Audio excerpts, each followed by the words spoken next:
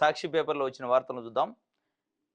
సాక్షి పేపర్‌లో banner item క్యాసినోల్లాగా కోళ్ల పందాలైనయట. ఊరు వాడ యథేచ్ఛగా పందాల జోరు, జూద క్రీడలు, బరుల వద్దే మినీ బార్లు, మద్యం షాపులు 3 రోజుల్లో 5,000 కోట్లకు పైగా దందా నడిచిందట మొత్తానికి.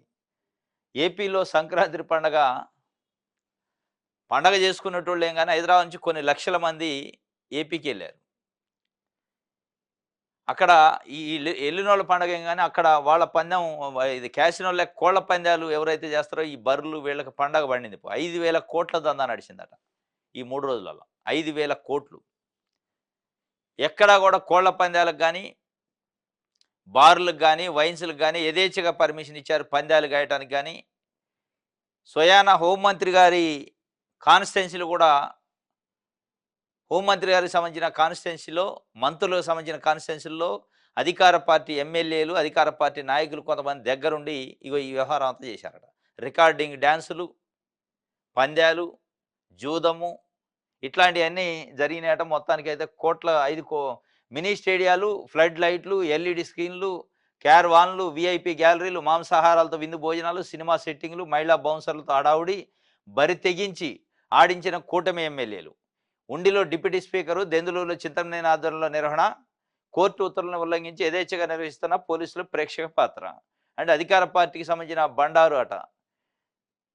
BJP MP CM Ramesh, TDP MLA Bandaru ఆధ్వర్యంలో అనకాపల్లి జిల్లా దేవరపల్లిలోని ప్రభుత్వ పాఠశాలలో కోడి పందాలు. ఇక డైరెక్ట్‌గా వాళ్ళు నాకు పోలీసులు ఏం చేస్తారు, ఇక అయిపోయా. పోలీసులు మాట్లాడతారు. ప్రభుత్వానికి సంబంధించిన అధికారంలో ఉన్న నాయకులే దగ్గరుండి కోడి పందాలకు సంబంధించిన ఏర్పాటు చేస్తుంటే ఇక పోలీసులు ఇక కోర్టు ఉత్తర్వులు పనిచేస్తాయా, చట్టాలు పనిచేస్తాయా? పోలీసులు అవి అమలు చేస్తారా? అది ఏ పరిస్థితి కాదు. ఇటు జోదమో అటు మద్యమో కోట్లు వెదజల్లితే చాలు, కోరినన్ని కూర్చున్న చోటకే ఎక్కడ చూసినా పందెం కోళ్లు, బెల్ట్ షాపులు కోలాహలం. గోవా, శ్రీలంక, బ్యాంకాక్ తదితర చోట్ల కళ్ళు మిరుమిట్లు గొలిపే క్యాసినోలను మించి రాష్ట్రంలో కోడి పందాలు, జూద క్రీడలు బరి తెగించి విచ్చలవిడిగా సాగాయి. కోడి పందాల బర్ల వద్ద మినీ బార్లు, మద్యం షాపులు తెరిచి యథేచ్ఛగా బెల్ట్ షాపులు సాగించారు. హైకోర్టు ఉత్తర్వులను లెక్క చేయకుండానే సంక్రాంతి సంబరాలు ముసుగులో ఉమ్మడి ఉభయ గోదావరి జిల్లాలు, కృష్ణా, గుంటూరు జిల్లాల్లో టీడీపీ కూటమి ప్రజాప్రతినిధులు ఈ కథ చేసింది ఈ వ్యవహారం. అది అందరి ముందే గెజ్ చేసింది. తెలుగుదేశం పార్టీకి సంబంధించిన ఒక ఎమ్మెల్యే అయితే డైరెక్ట్‌గా అన్నాడు, పేకాట క్లబ్బులు, కోడి పందాల సంబంధించి అవసరమైతే ముఖ్యమంత్రి దగ్గర పోయి కొట్లాడి నేను తెస్తా పర్మిషన్ అన్నాడు.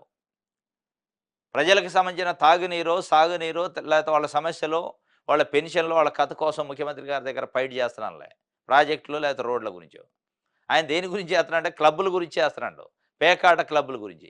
ఇది ఇవాళ మరి ఏపీలో నడుస్తుంది ఈ కూటమి ప్రభుత్వానికి సంబంధించి. ఇది ఒక